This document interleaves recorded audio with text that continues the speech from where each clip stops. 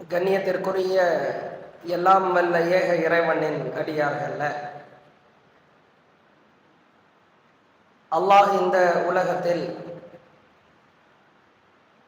கோடிக்கணக்கான மனிதர்களை படைத்து தன்னை மட்டுமே வணங்க வேண்டும் என்பதற்காக இஸ்லாம் என்னும் மகத்தான மார்க்கத்தை அல்லாஹ் உருவாக்கி அந்த பேரருள் நிறைந்த மார்க்கத்தில் கோடிக்கணக்கான மனிதர்களை வாழச் செய்து கொண்டிருக்கிறான். இறைவனால் வழங்கப்பட்டிருக்கிற ஏராளமான அருட்கொடைகளுக்கெல்லாம்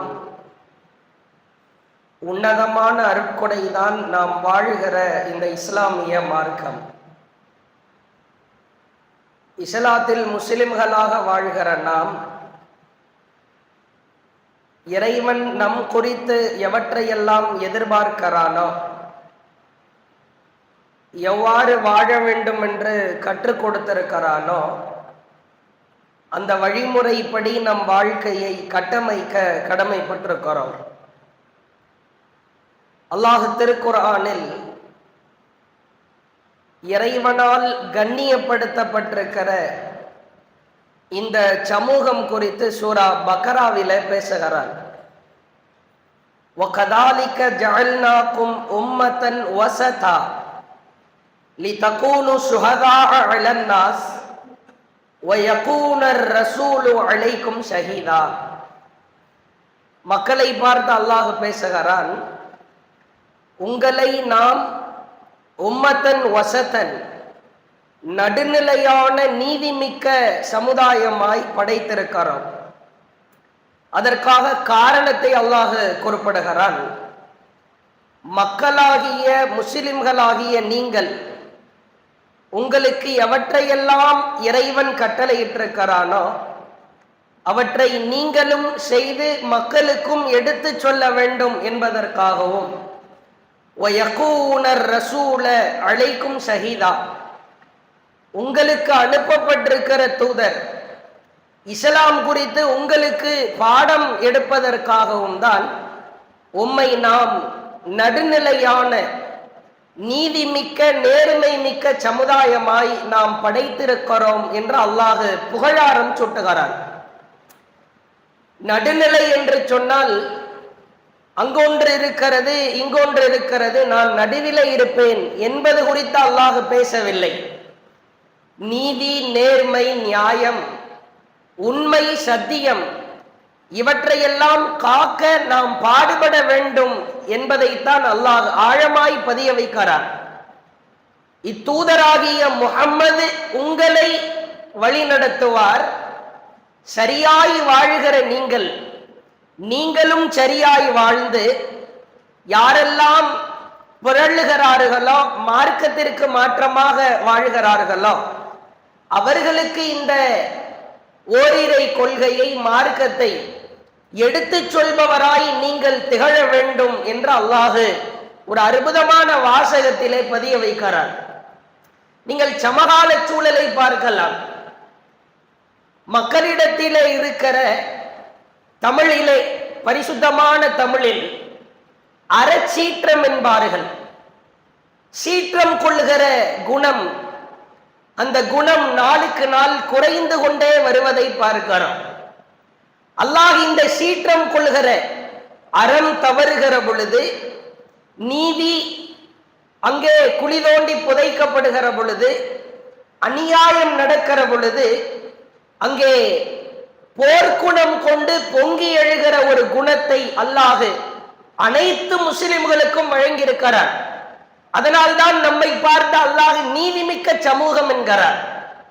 சமகாலத்திலே நீங்கள் ஆழமாய் சிந்தித்து பார்த்தால், அறம் தவறுகிற பொழுது பொங்கி எழுகிற போர்க்குணம் படைத்தவர்கள் விரல் விட்டு எண்ணுபவர்கள் தான் இருக்கிறார்கள்.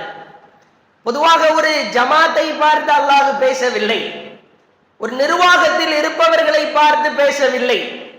விவரம் தெரிந்த இளைஞனானாலும், மரண படுக்கையிலே கிடக்கிற பெரியவரானாலும், நம் கண்களுக்கு முன்னால் நீதி தவறுகிற பொழுது நான் நீதிமிக்க அடியான், அந்த சமூகத்தை சார்ந்தவன்தான் என்று அல்லாஹ்விடத்தில் அந்த பட்டியலிலே பெயரை பெற வேண்டுமானால் நீதியை நிலைநாட்ட பாடுபட வேண்டும், சீற்றம் கொள்ள வேண்டும்.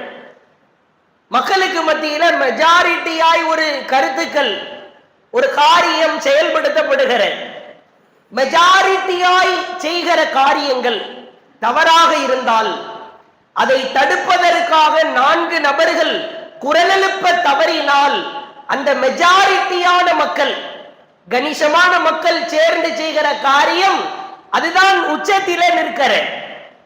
எவ்வளவு பேர் சேர்ந்து செய்தாலும் சரிதான், தனி மனிதனாக இருக்கிற நான் என் குடும்பத்தோடு செய்கிற ஒரு நீதம் தவறுகிற காரியமாக இருந்தாலும், ஊரே சேர்ந்து செய்கிற நீதம் தவறுகிற காரியமாக இருந்தாலும், ஒட்டுமொத்தமாய் கூட்டமாய் திரண்டு நின்றாலும், தனி மனிதனாய் நாம் நின்றாலும் கூட அந்த நீதத்தை காக்க பாடுபட வேண்டும். எல்லோருடைய உள்ளங்களிலும் அல்லாஹ் இந்த பக்குவத்தை வளர்த்திருக்கிறார். அற்புதமான சம்பவம், வாய்ப்பு கிடைத்தால் படித்து பாருங்கள். அல்லாஹ் திருக்குர்ஆனில் ஒரு 2 பக்க அளவிற்கான ஒரு சுவாரஸ்யமான வரலாற்று சம்பவத்தை பேசுகிறார். சூரா கஹ்ஃப் 18வது அத்தியாயம், 2 பக்கத்திற்கு நெருக்கமான அளவிற்கு சம்பவம், நீண்ட சம்பவம், அற்புதமான படிப்பினை நிறைந்த சம்பவம். மூசா அலைஹிஸ்ஸலாம் அவர்கள் ஒரு சபையில இருக்கிறார்கள். கேள்வி எழுப்பப்படுகிறது, எல்லாம் அறிந்தவர் யார்? மூசா அலைஹிஸ்ஸலாம் எல்லாம் அறிந்தவன் இறைவன் தான் என்று சொல்லி இருக்க வேண்டும். தெரியாமல் அறியாமல் வாய் தவறி எல்லாம் அறிந்தவன் நான் தான் அப்படின்றாங்க. அல்லாஹ்வுக்கு கோபம் வரும். தூதர் தான் எல்லாம் அறிந்தவன் இறைவன் என்று தான் சொல்ல வேண்டும். பொதுவாக தூதர்கள் செய்கிற இது போன்ற சிறு பிழை என்பது அறியாமல் செய்வதுதான், திட்டமிட்டு செய்வது அல்ல. இருந்தாலும் அல்லாஹ் பாடம் நடத்த விரும்புகிறார். 2 கடல்கள் சங்கமிக்கிற ஒரு இடத்திற்கு செல்லுங்கள், அங்கே ஒருவர் இருப்பார், அவர் உனக்கு சில பாடம் நடத்துவார் என்று அல்லாஹ் அனுப்பி வைக்கிறார். மிக நீண்ட சம்பவம். அவரை சந்திக்கிறார்கள். அவர் பெயர் ஹலிர். ஹிலிர் என்று 2 வார்த்தைகளிலே பதிவு செய்யப்படுகிற அந்த ஹிலிர் அலைஹிஸ்ஸலாம் அவர் ஒரு நல்ல மனிதர். அவரை மூசா அலைஹிஸ்ஸலாம் சந்தித்து இஸ்லாமிய அடையாளமாய் திகழ்கிற சலாத்தை எடுத்து சொல்லுகிறார்கள். உனக்கு எப்படி இந்த சலாம் தெரியும்? நான் தான் இஸ்ரவேலர் சமூகத்திற்கு அனுப்பப்பட்ட மூசா, ஏன் என்கிட்டயே வந்திருக்கிறீங்க? அவர் கேட்கிறார். இல்லை, உங்களிடத்தில் நான் சில பாடத்தை கற்றுக்கொள்ள வேண்டும். அவரு ஹலிர் அவர்கள் சொல்லுகிறார்கள், மூசாவை நன்றாய் புரிந்து கொள், இன்னக்க லன் தஸ்ததிஅ மஅய ஸப்ரா, ஏன் கூட வர்றதா இருந்தா உனக்கு பொறுமை பற்றாது, நீ வாய மூடிட்டு அமைதியாக இருக்க மாட்டாய். அதை ஏன் செய்கிறாய், இதை ஏன் செய்கிறான்னு கேள்வி எழுப்பி கொண்டிருப்பாய். அதனால நீ என் கூட வராம இருக்கிறது தான் நல்லது. மூசா அலைஹிஸ்ஸலாம் சொல்லுகிறார்கள், இல்ல இல்ல, நான் வாயே திறக்க மாட்டேன், நீங்க என்ன செஞ்சாலும் நான் கேட்க மாட்டேன். அப்ப ஹலிர் அவர் ஆசிரியர், மூசா மாணவர். ஆசிரியர் ஹலிர் ஒரு ரூல் போடுகிறார், நான் எதை செய்தாலும் நானாக அதற்கு விளக்கம் சொல்லாத வரை நீங்கள் ஏன் இதை செய்தீர்கள் என்று என்கிட்ட கேள்வி கேட்க கூட, கேள்வி கேட்ட அவ்வளவுதான் அப்படின்னு ஒரு அபாயகரமான ரூலை போடுறாங்க. சரி, ஓகே, பிரச்சனை இல்லை, நான் கேள்வியை கேட்க மாட்டேன். இருவரும் ஒரு கப்பலில ஏறி அமர்கிறார்கள். அமர்ந்தவுடன் ஹலிர் அவர்கள் கப்பல்ல ஓரமா ஒரு ஓட்டம் ஒண்ணு போடுறாங்க.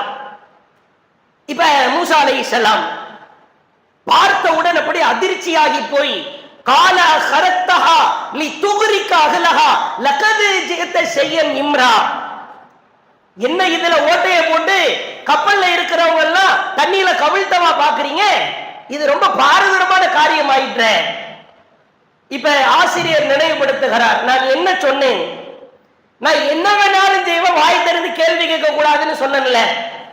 இவருக்கு அந்த ரூல் மிகப்பெரிய ரூல் தான், ஆனாலும் கட்டுப்படுத்த முடியவில்லை. இல்லை இல்லை, இனிமே வாய் திறக்க மாட்டேன், பயணம் தொடர்கிற பிறகு அல்லாஹ்வுடைய அனுமதியின் பேரால, நாட்டத்தினால, அல்லாஹ்வுடைய கட்டளையினால அங்கே விளையாடி கொண்டிருக்கிற ஒரு குலாம், ஒரு இளமை பருவத்தில் இருக்கிற ஒரு சிறுவன், அவனுடைய கழுத்தை நெரித்து கலிர் அவர்கள் கொன்று விடுகிறார்கள். பயங்கரமா டென்ஷன் ஆகிறாங்க மூசா. காலா கத்தல்தே நப்சன் ஜகியத்தன் பிகைரி நப்சின் லகது ஜிஅத ஷையன் நுக்ரா. எந்த பாவமும் செய்யாத, எந்த தவறும் அழைக்காத ஒரு அப்பாவையை போய் போட்டு தள்ளிட்டீங்களே, நீங்களா மனிதனா அப்படின்ற வார்த்தையில எவ்வளவு பெரிய மோசமான காரியம் தெரியுமா? ஆசிரியர் மீண்டும் நினைவுபடுத்துகிறார், நான் என்ன சொன்னேன், வாய் திறக்க கூடாதுன்னு சொன்னா இல்லையா? நீ நான் செய்யறத கேள்வி கேட்க கூடாது என்று சொன்னேனா இல்லையா? ஐயோ ஆமாம் சொன்னீர்கள் தான், மறந்து விட்டேன். மீண்டும் இறுதி எச்சரிக்கை, இனிமே வாய் திறந்தா அந்த வாய் திறக்கிற தருணம் தான் நீயும் நானும் துண்டிக்கப்படுகிற தருணம். ஃபைனல் சான்ஸ் தான், இனிமே உனக்கு வாய்ப்பு கொடுக்க மாட்டேன். எவ்வளவு முக்கியமான அலர்ட் பாரு. சரி சரி, ஓகே ஓகே, பயணம் தொடர்கிறது, நான் உங்களோடு வருகிறேன். மீண்டும் பயணம் தொடர்கிறது. ஒரு இடத்திலே உணவு கேட்கிறார்கள், அந்த மக்கள் உணவு கொடுக்க மறுக்கிறார்கள். ஒரு சுவர் ஒன்று சரிந்து விழுகிற நிலையில் இருக்கிற, ஓடி சென்று கலிர் அவர்கள் அந்த சுவரை போய் தாங்கி பிடிக்கிறாங்க. என்ன நீங்க இப்படி நடந்துக்கிறீங்க, உங்களுக்கு சாப்பாடு கேட்டு சாப்பாடு தரல, அவங்க சமூகத்தை சார்ந்த ஒரு சுவரை இடிஞ்சு விட போது அதை போய் தாங்கி பிடிக்கிறீங்களா? இது தேவையில்லாத வேலை தானே. இத்தோடு முடிச்சுக்குவோம், உனக்கு எனக்குமான தொடர்பு. நான் என்ன சொன்னேன், இனிமே வாய் திறந்தா உனக்கும் எனக்குமான தொடர்பு துண்டிக்கப்படும் என்று சொன்னேனா இல்லையா? பிறகு கலிர் அவர்கள் விளக்கம் சொல்கிறார்கள், கப்பலிலே ஏன் துளையிட்டேன் தெரியுமா? நல்ல கப்பலா இருந்தால் கெட்ட மன்னன் அதை அபகரிப்பான், அது கப்பல் ஏழைகளுக்குரியது, அதனால் துளையிட்டேன். சிறுவனை ஏன் கொன்றேன் தெரியுமா? அந்த சிறுவன் அவர்களின் பெற்றோரை ஷிர்கிலே, குஃப்ரிலே தள்ளுவதற்கு முற்படுகிறான். அல்லாஹ் இந்த கட்டளையை சொன்னான், செய்தேன். சுவரை ஏன் தாங்கி பிடித்தேன் தெரியுமா? அது இரு அனாதை சிறுவர்களுக்குரிய இடம், அந்த சுவருக்கு கீழ் புதையல் இருக்கிறது, சுவர் விழுந்தால் புதையல் மக்கள் அபகரித்துக் கொள்வார்கள் என்று தாங்கி பிடித்தேன். மூசாவே, இத்தோடு நீ என்னை விட்டு பிரிந்து விடு என்று அனுப்பி விடுகிறார். சம்பவத்தில் நிறைய படிப்பினை நன்றாய் புரிந்து கொள்ளுங்கள். மூசா அலைஹிஸ்ஸலாமிற்கான முக்கியமான கட்டளை வாய் திறக்க கூட. நம்மளா இருந்தா வாய் திறக்கிற இடமா இருந்தாலும் மண்ணு சட்டி மாதிரி உட்கார்ந்துட்டு இருப்போம், திறக்க மாட்டோம். வாயே திறக்க கூடாதுன்னு சொன்ன இடத்துல அவருக்கான அந்த உள்ளத்தில இருக்கிற சீற்றம் அப்படியே பொங்கி எழுகிறார். வாய் திறக்க கூடாதுதான், இருந்தாலும் நீங்க செய்யறதை எப்படி பார்த்துக்கிட்டு இருக்க முடியும்? எப்படிப்பட்ட குணம் என்று பாருங்கள். இந்த குணத்தை அல்லாஹ் எல்லோருக்கும் வைத்திருக்கிறார். ஒரு மார்க்கத்திற்கு மாற்றமான காரியம், ஈமானுக்கு மாற்றமான காரியம், அல்லாஹுவின் மார்க்கத்திற்கு எதிரான காரியமாக இருந்தால் அதை கண்டு பொங்கி எழுகிற போர்க்குணம் கொண்டவர்களாய் அல்லாஹ் நம்மை விரும்புகிறார். நீதான் நடுநிலை சமுதாயம், நீதத்தை பாதுகாக்கிற சமுதாயம். சமீபத்திலே பாருங்கள், எந்த ஆண்டு இல்லாத அளவுக்கு இந்த ஆண்டு ரபியுல் அவ்வல் மாதம் ஒவ்வொரு ஊர்களிலும் மௌலூதினுடைய மிலாது விழாக்களினுடைய அனாச்சாரங்கள், அழிச்சாட்டியங்கள் கொஞ்சம் கூடுதலாய் கொடிகட்டி பறக்க முடிந்ததை பார்க்கிறோம். மக்கள் போய் நிக்கல, பெரியவர்களா ஆண்களா பெண்களா ஆதரவு தரவில்லை. இந்த இடத்திலே யார் நிற்கிறார்கள்? மார்க்கம் படித்த அறிஞர்கள், ஆலிம்கள் கையில் எடுக்கிறாங்க. யாருமே வேண்டாம். பள்ளிவாசல்களில் மக்தபு மதரசா மாணவர்களை வைத்து நாங்கள் மௌலூத் ஓதிக்கொள்கிறோம். இதெல்லாம் கொஞ்சம் கொஞ்சமா வளர்ந்து வருவதற்கு காரணம் என்னவென்று நினைக்கிறீர்கள்? நாமெல்லாம் மௌன சாட்சியாய் வாழ்வதுதான் இதற்கான விளைவுகளே. எவ்வளவு நபியின் பேரால் இட்டுக்கட்டப்பட்ட செய்தி. சமீபத்தில் ஒரு ஃபேமஸான ஒரு மார்க்கம் படித்த ஒரு அறிஞர் பேசுகிறார். அல்லாஹ் ஆதமை படைத்தானாம், நபியை நேசிக்கிறோம், நபியை புகழ்கிறோம் என்கிற பெயரால் வரம்பு மீறி இட்டு கட்டுகிற பேச்சு. ஆதம் அலைஹிஸ்ஸலாம் அலைஹிஸ்ஸலாமை அல்லாஹ் படைத்தானாம். படைத்ததற்கு பிறகு விலா எலும்பிலிருந்து ஹவ்வாவை அல்லாஹ் படைத்தானாம். ஆதம் அலைஹிஸ்ஸலாம் ஹவ்வாவை நெருங்குவதற்கு முற்பட்டார்களாம். அப்படி நெருங்குகிற பொழுது அல்லாஹ் தடுத்தானாம். எங்கே செல்கிறாய்? இல்ல, இந்த ஹவ்வா கிட்ட போக போறேன். அல்லாஹ் கேட்டானாம், ஹவ்வாவை நெருங்குவதாக இருந்தால் திருமணம் முடிக்க வேண்டும், அதற்கு மகர் கொடுக்க வேண்டும். அப்படி எதுவும் நீ செய்யலையே. ஆதம் அலைஹிஸ்ஸலாம் அப்படியே அதிர்ச்சியில நின்னாங்களாம். திருமணம் முடிக்கணுமா, மகர் கொடுக்க வேண்டுமா? உடனே ஆதம் அலைஹிஸ்ஸலாம் அவர்களுக்கு சிந்தனையிலே தோன்றியதாம், இதோ பிடி இறைவா மகர் என்று சொல்லி அல்லாஹும்ம ஸல்லி அலா முஹம்மதின் வ அலா ஆலி முஹம்மதின் கமா ஸல்லைத அலா இப்ராஹிம்னு ஸலவாத்த ஓதுனாங்களாம். இப்ப அல்லாஹ் ஷாக்காயிட்டானா, எப்படிடா உனக்கு இந்த வார்த்தை எப்படி தெரியும்? முஹம்மதின் மீது ஸலவாத் ஓதியதை உனக்கு நான் மகராய் கொடுக்கிறேன் ரப்பே என்று சொல்லி ஹவ்வாவை கரம் பிடித்தார். உலகத்திலேயே உன்னதமான மகர் என்று சொன்னால் அது ஆதம் கொடுத்த மகர் தான் பரவலா சமூக வலைதளத்திலே இந்த வீடியோ காட்சிகளை பார்க்கலாம். பேசியவர் யார் என்று சொன்னால் உச்சத்திலே மார்க்க மாமையிலே என்று பட்டம் பெற்றவர். மக்கள் இதையெல்லாம் கேள்வி எழுப்பி இது போன்ற காரியங்களை தடுத்து நிறுத்துகிற ஒரு குண நலனை உள்ளத்திலே வளர்த்திருத்தார்கள் என்று சொன்னால் சமூகத்திலே அரங்கேறுகிற அத்துணை மார்க்கத்திற்கு மாற்றமான காரியத்திற்கு காரணம் நம் உள்ளத்திலே கொண்டிருக்கிற அந்த சீற்றத்தை குழி தோண்டி புதைத்ததுதான். கேள்வி எழுப்ப மறுக்கிறோம். மௌனமாய் இருந்து வாழ்வதற்கு வாழாமல் இருப்பதை சிறந்தது. இஸ்லாம் அப்படித்தான் சொல்லுகிறது. சமூகத்தில் நிறைய ஆடம்பர திருமணம் நடக்கிறது. மண்டபத்திலே திருமணம் நடத்துகிறார்கள். பெரிய அளவுல பத்திரிகை அடிக்கப்பட்டு பெண் வீட்டு சாப்பாடு கொடுக்கப்பட்டு பிரம்மாண்டமாய் அல்லாஹ்வின் தூதர் தெளிவாய் சொன்னார்கள், கைருன் நிசா கைருன் நிக்காஹ், திருமணத்தில் அல்லாஹ்வை நேசிக்கிற திருமணம் ஐஷருஹு, செலவில் குறைவாக நடப்பதுதான். அதைத்தான் அல்லாஹ் விரும்புகிறான்.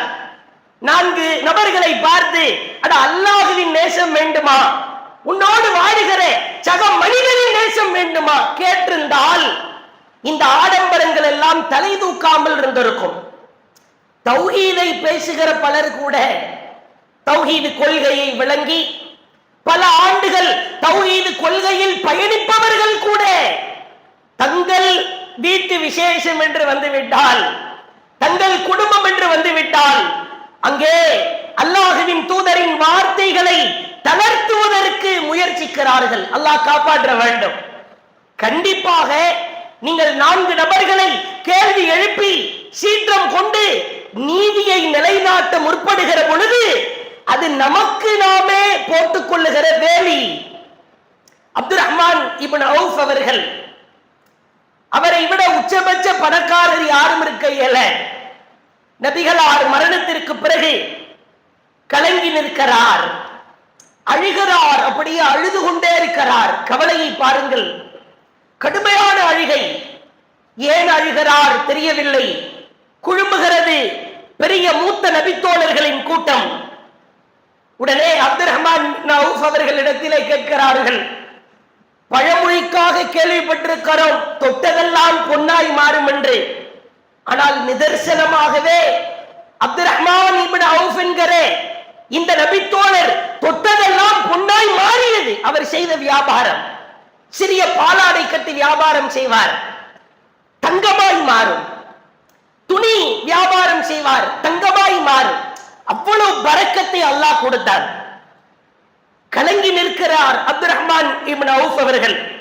பத்ர் போர்க்களத்தில் கலந்து கொண்டவர், உஹது போர்க்களத்தில் கலந்து கொண்டவர், கந்தக் போர், தபூக் போர், 2 ஹிஜ்ரத், அபிசீனியாவுக்கு ஹிஜ்ரத் மேற்கொண்டார், பிறகு மதீனாவுக்கு ஹிஜ்ரத் மேற்கொண்டார். அப்படிப்பட்ட ஒரு தியாகி நபி தோழர். இவருடைய உச்சபட்ச பொருளாதாரத்தின் ஒரு பங்கு வரலாற்றிலே பார்க்கிறோம். 40,000 தீனார்.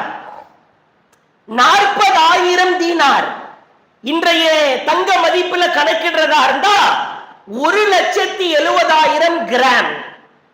1,70,000 கிராம் ஒரு பங்கு.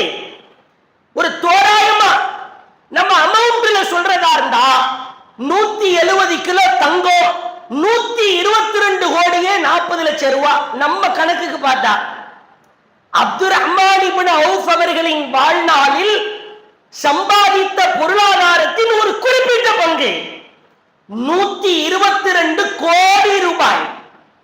எப்படி வாழ்ந்திருப்பார்! சுப்ஹானல்லாஹ். கதறுகிறார், அழுகிறார். அனைவரும் அவரை கைவிடுத்து அழைத்து செல்கிறார்கள். அல்லாஹ்வின் தூதருடைய மனைவி உம்முல் முஃமினீன் உம்மு ஸலமா அவர்களின் வீட்டிற்கு அழைத்து செல்கிறார்கள். ரசூலுல்லாஹ்வுடைய வைஃப்.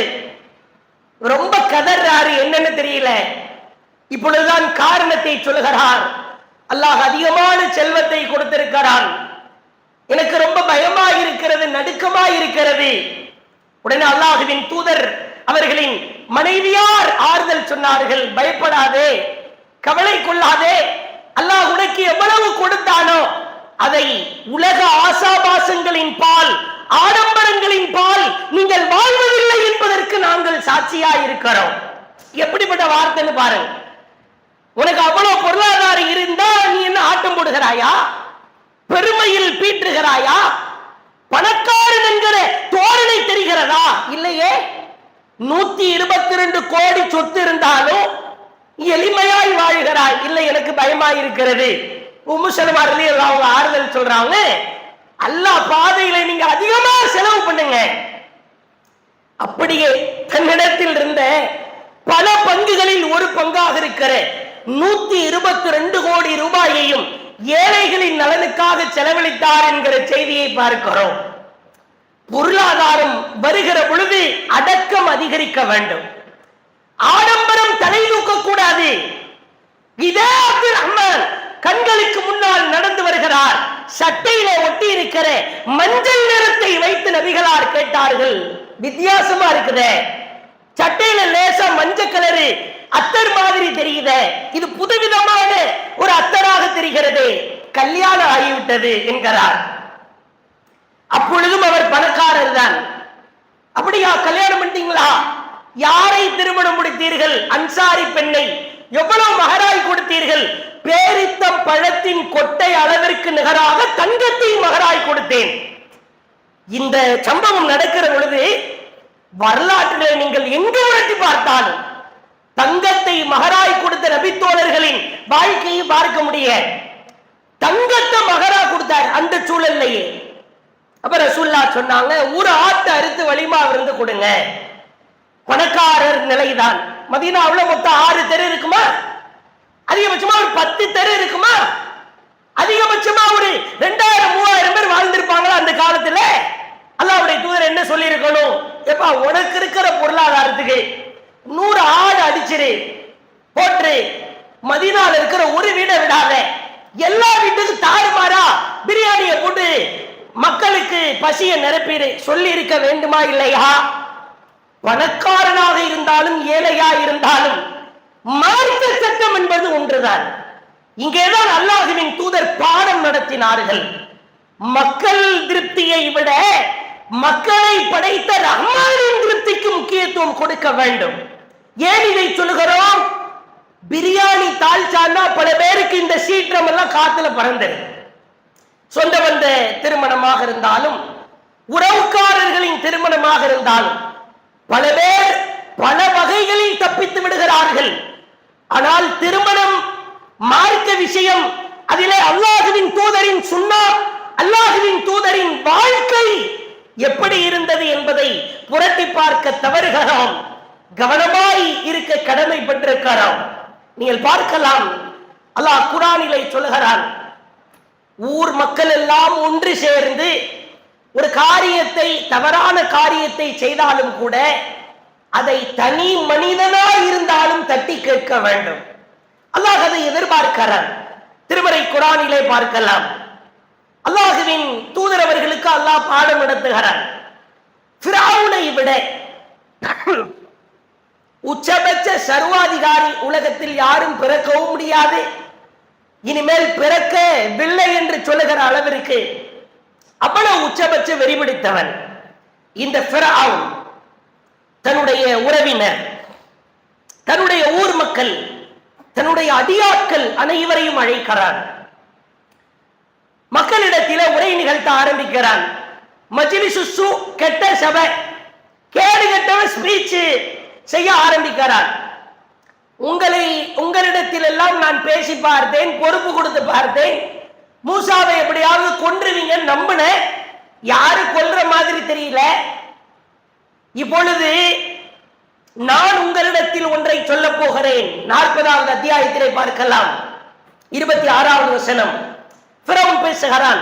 கால ஃபிரௌன் தருனி அக்துல் மூசா, மூசாவை நான் தனியாக கொல்ல போகிறேன். அவர் தான் இறைவனை அழைத்துக் கொள்ளட்டும். ஏன் கொல்ல போறேன் தெரியுமா? இன்னி அகாபு, நான் பயப்படுகிறேன். ஐயுபத்தில தீனக்கும் அவ் ஐயுதஹிர ஃபில் அர்தில் ஃபஸாத், உங்களை எல்லாம் ஏகத்துவத்தை சொல்லி ஓரிரை கொள்கையை சொல்லி மூளைச்சலவை செய்து விடுவாரோ என்று நான் பயப்படுகிறேன். மூசாவை கொல்றதுக்கு ஒரே ஒரு ரீசன் தான், உண்மையை சொல்லி நீதியை சொல்லி நேர்மையை சொல்லி உங்களை எல்லாம் அவர் ஏகத்துவ கொள்கையின் பால் திருப்பி விடுவாரோ என்கிற அச்சம் நிலவுகிறது. சற்றும் எதிர்பார்க்கவில்லை ஃபிரௌன். துடிதுடித்து போகிறான், விளவளத்து போகிறான். அடுத்து நடைபெறுகிற ஒரு சம்பவம், கூட்டத்திலே இருக்கிற ஃபிரௌனின் உறவினரில் இருந்து ஒருவர் தீப்பொறியாய் கிளம்புகிறார். அல்லாஹ் அவர் குறித்து பேசுகிறான். கால ரஜுலுன் முஃமின் மின் ஆலி ஃபிரௌன், ஃபிரௌனின் குடும்பத்தாரிடமிருந்து ஒருவர் எழுந்தார். யக்துமு ஈமானஹு, ஈமானை தன் உள்ளத்தில் மறைத்து வைத்திருந்தார். இவ்வளவு நாள் கேட்கிறார், ஃபிரௌனை எதிர்த்து நின்று கேட்கிறார்.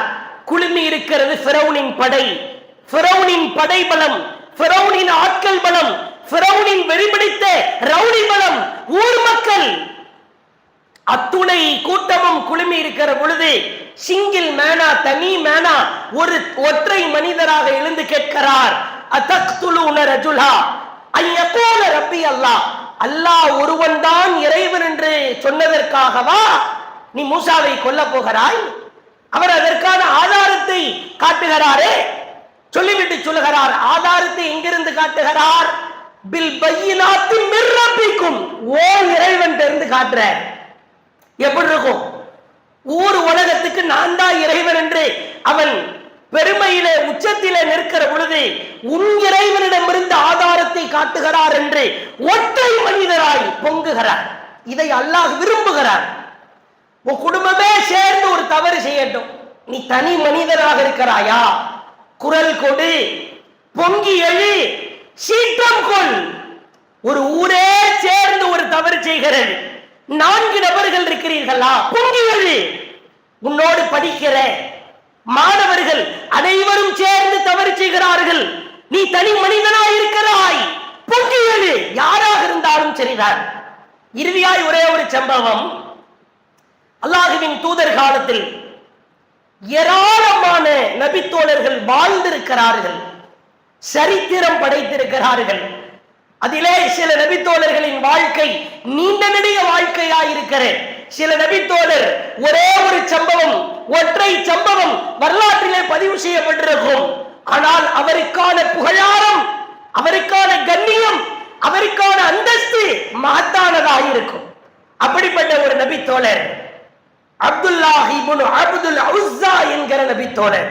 முஸ்னத் அஹ்மதிலே பார்க்கலாம். ஓரிரை கொள்கையை ஏற்கிறார், இறைவனுக்காகவே வாழ்கிறார். தாய் முஷ்ரிக், தாய் மாமா முஷ்ரிக். தன்னுடைய சகோதரனை தாயார் அழைத்து வருகிறார். இந்த பாரு, உன்னுடைய சகோதரியின் மகனை பார், முகம்மதின் மார்க்கத்தை பின்பற்றுகிறாராம். தாய் மாமா வருகிறார். அப்துல் உஸ்ஸா அந்த நபித்தோழரை கொடுமை செய்கிறார், அடிக்கிறார், துன்புறுத்துகிறார். ஒரு கட்டத்தில் ஒரு வித்தியாசமான ஒரு ட்ரீட்மெண்ட். அவர் அணிந்திருக்கிற ஆடை, அவர் வீட்டில் இருக்கிற ஆடை என்று அனைத்தையும் உறுதி நிர்வாணப்படுத்தி விட்டு சொல்கிறார், உனக்கு ஆடை இருந்தால் தானே வீட்டை விட்டு வெளியே வருவாய், வீட்டை விட்டு உடலை மறைத்து வெளியே வந்தால் தானே முகம்மதின் பக்கம் செல்வாய். இவனை நிர்வாணப்படுத்து, இவனுக்கு ஒட்டு துணி கொடுக்காதே, இவன் எப்படி முகமதின் மார்க்கத்தில் இருக்கிறான் என்று பார்க்கலாம். ஒட்டு துணி இல்லாமல் நிர்வாணப்படுத்தப்படுகிறார் கொள்கைக்காக. சிறிது நாட்கள் செல்கிறது, நிர்வாணமாய் தாயார் வருகிறார். மனம் இலகி போய் தான் அணிகிற ஆடையை இரண்டாய் கிழித்து, இதோ பிடி மகனே அணிந்து கொள் என்று கொடுக்கிறார். நீ முகம்மதின் பக்கமே சென்று விடு, உன் தாய் மாமா உன்னை கொன்று விடுவான் என்று அந்த பெண் அனுப்பி வைக்கிறார். ஆனா அவர் முஸ்லிகா தான் இருக்கிறார். இதனால் அவருக்கு ஒரு புனை பெயர் வருகிறது, துல் பிஜாதைன், இரண்டு ஆடைகள் உடையவர். பெண் அணிகிற ஆடையை கிழிச்சு இரண்டாய் அணிந்து கொள்கிறார். இவ்வளவுதான் சம்பவம். ஒரு போர்க்களம் நடக்கிறது, போர்க்களத்தில் மரணிக்கிறார். இவர் மரணித்து விட்டார் என்கிற செய்தி அல்லாஹ்வின் தூதருக்கு எட்டுகிறது. மார்க்கத்திற்காக நீதியாய், நேர்மையாய், உண்மையாய், நியாயமாய் வாழ்கிற பொழுது அல்லாஹ் கொடுக்கிற கண்ணியத்தை பாருங்கள். அல்லாஹ்வின் தூதர் அவர்கள் அவருடைய அப்துல் உஸ்ஸாவுடைய ஜனாசாவை எடுத்து வருவதற்காக அபூபக்கர், உமர் ஆகிய இரண்டு தோழர்களுக்கு கட்டளையிடுகிறார்கள். கண்ணியத்தை பாருங்கள். அபூபக்கரே, உமரே, நீங்க ரெண்டு பேரும் அந்த ஜனாசாவை எடுத்துட்டு வாங்க. எடுத்து வருவதற்கு முன்னால் அடுத்த அதிர்ச்சி, குழிக்குள் அல்லாஹ்வின் தூதர் இறங்கி நிற்கிறார். ரசூலுல்லாஹ் அந்த தோழரை அடக்கம் செய்வதற்காக குழிக்குள் நிற்கிறார்கள். இருவரும் தூக்கி வருகிறார்கள். ஃபைதா ரசூலுல்லாஹ் துல் பிஜாதைன் கத்மாத் ஹஃபரு வ ரசூலுல்லாஹ் ஃபீ ஹுஃரத்திஹி, நபிகளார் குழிக்குள்ளே நின்று கொண்டு அதுல்யா லி அஹாகுமா, உங்கள் சகோதரன் துல் பிஜாதைனை அப்துல் உஸ்ஸாவை நெருக்கி கொடுங்கள் என்று கைகளிலே வாங்கி குழிக்குள்ளே வைத்துவிட்டு சொன்னார்கள். அல்லாஹ்வின் தூதர் அந்த இடத்திலேயே பிரார்த்திக்கிறார்கள். அழுதவாறு, அல்லாஹும்ம இன்னி கத அம்சைத்து அன்ஹு ராதியா, இறைவா, இவர் வாழ்க்கையில் உன் திருப்தியை பெற மட்டுமே வாழ்ந்தார். இறைவா, இவர் மீது உன் திருப்தியை இறக்கிவிடு இறைவா. மீண்டும் கேட்கிறார்கள். அல்லாஹும்ம இன்னி கத அம்சைத்து அன்ஹு ராதியா, இறைவா, இவர் உன் திருப்தியை பெறவே வாழ்ந்தார். இவர் மீது உன் திருப்தியை இறக்கிவிடு இறைவா. இதை கேட்கிற பொழுது ஹதீஸை அறிவிக்கிற அப்துல்லா இப்னு மஸ்ஊத், பிரபல்யமான சஹாபி, அவர் சொல்லுகிறார், நாங்கள் அழுதோம்.